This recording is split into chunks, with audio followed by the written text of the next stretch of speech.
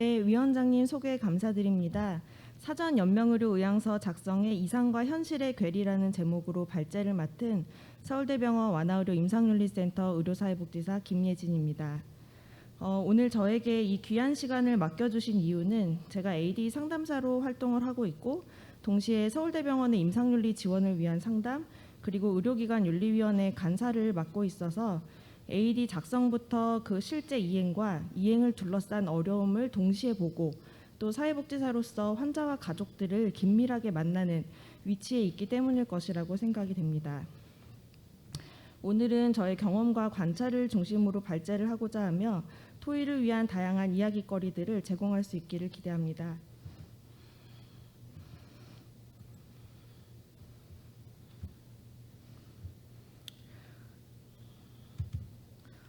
오늘 목차는 이와 같고요.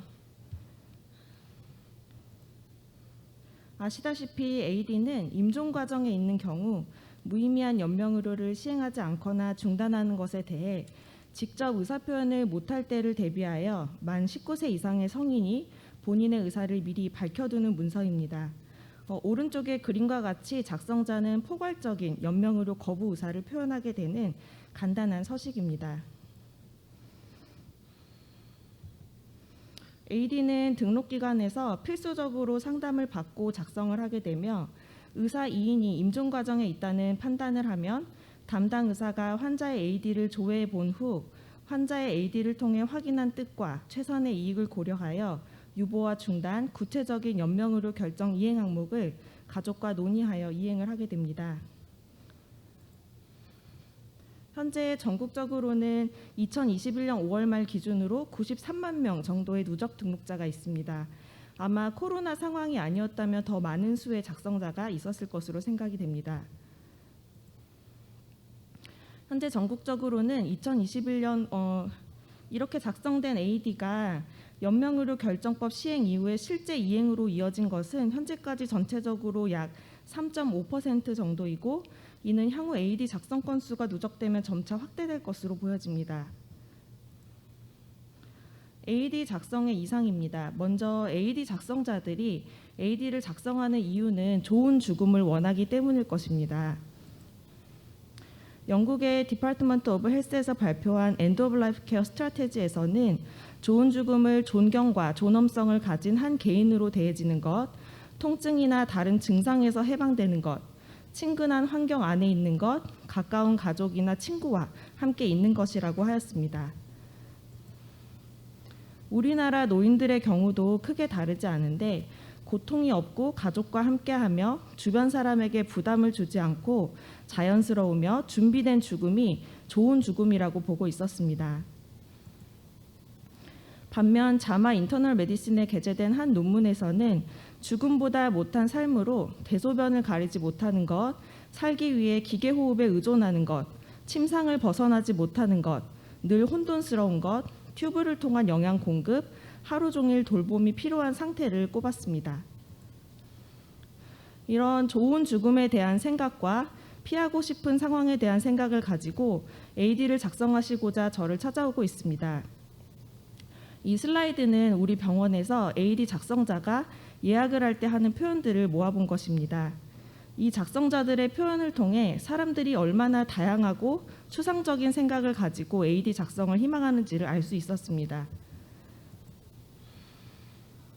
연명의료 결정법 시행 이전부터 최근까지도 AD 작성 의도에 대한 연구 논문들이 지속적으로 발표되고 있습니다.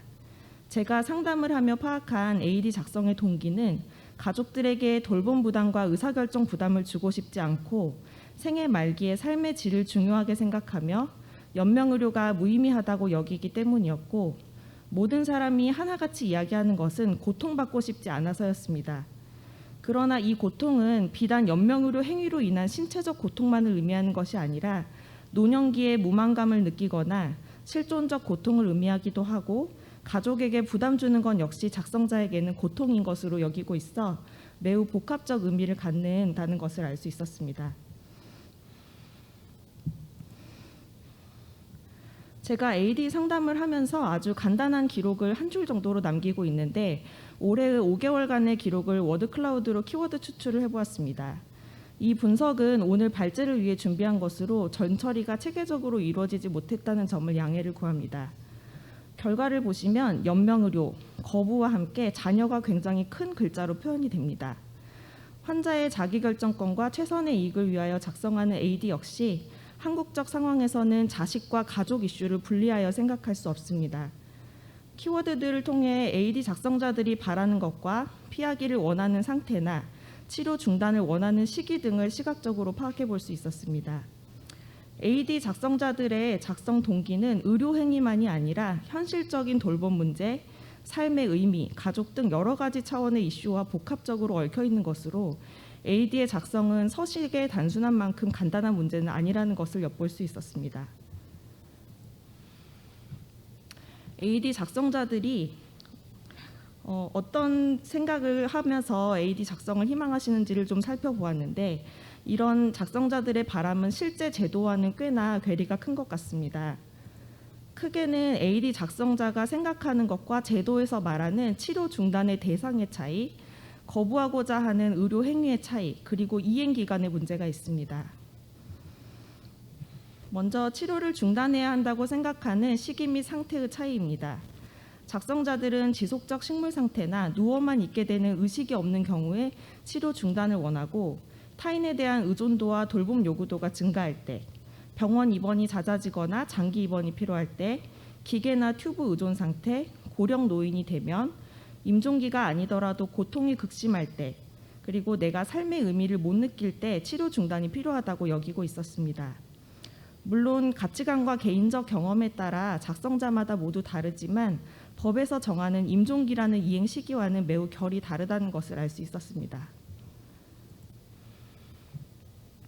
회생 가능성에 대해서도 다르게 인식하고 있었습니다. 작성자들의 회생 가능성은 회복 가능성에 오히려 가깝고, 의식이 없거나 의사소통이 어려울 정도의 인지기능 상실이나 경관 영양 공급, 호흡 보조가 필요한 의존적 상태를 회생 가능성이 없는 것으로 간주하였습니다. 이들이 생각하는 회생 가능성은 일상적인 삶이나 의미 있는 삶으로 돌아올 가능성에 가깝고, 임종 과정은 몇 시간, 며칠이기보다는 일상적 삶을 상실한 이후로부터 사망까지의 긴 과정을 의미하는 것 같습니다.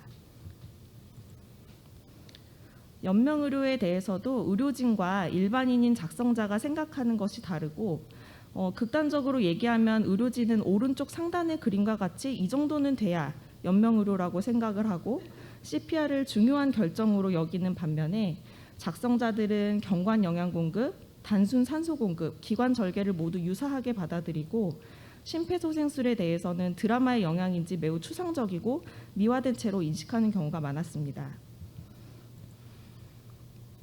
실제로 상담을 하다 보면 필수 의료 역시 다 필요 없다고 말씀하시는 작성자들이 굉장히 많고, 특히 경관 및 위루관 영양 공급은 절대 하고 싶지 않기 때문에 하게 될 가능성에 대한 이야기를 들으시면 화를 내시기도 하고 크게 실망합니다. 임종이 임박했을 때 곡기를 끊는 것이 자연스러운 징후라고 받아들이면서 스스로 먹지 못하는 상황에서 경관 영양 공급 역시 억지스럽고 인위적인 것으로 생각하는 것입니다. 그리고 실제 임종 기간과 이행 기간의 불일치 문제가 있습니다. 다수의 환자들이 임종하게 되는 요양병원과 요양시설은 의료기관 윤리위원회를 설치한 곳이 극히 드뭅니다.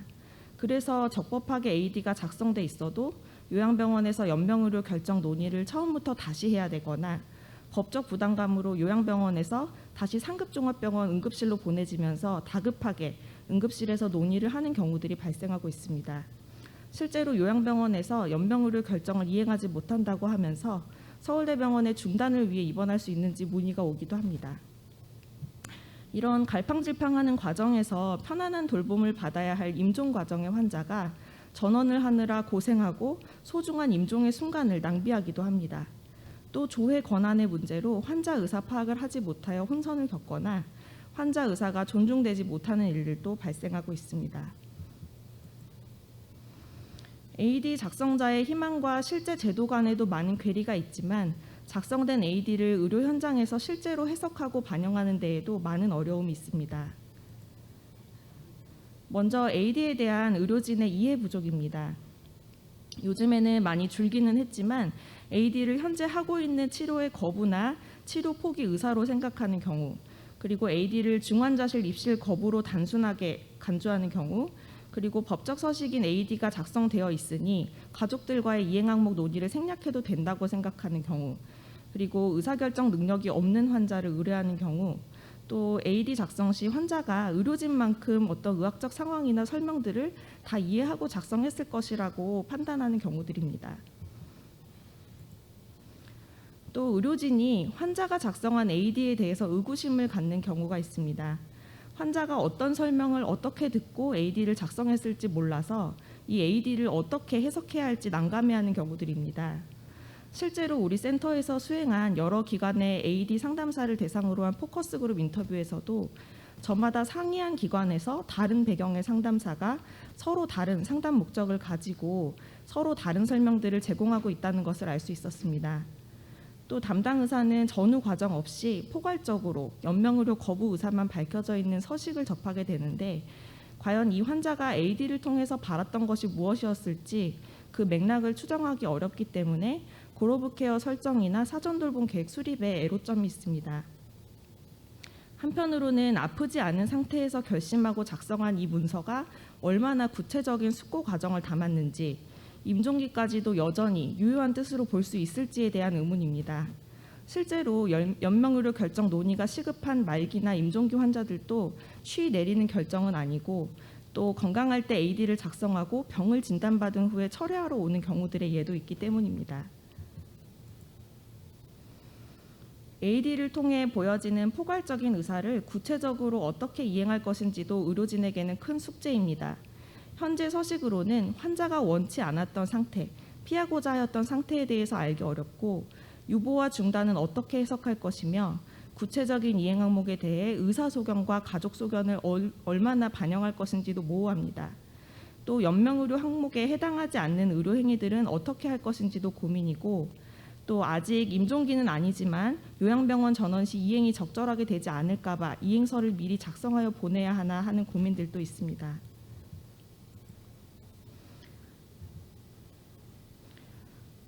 그리고 정말 그 포괄적인 의사를, 잠시만요.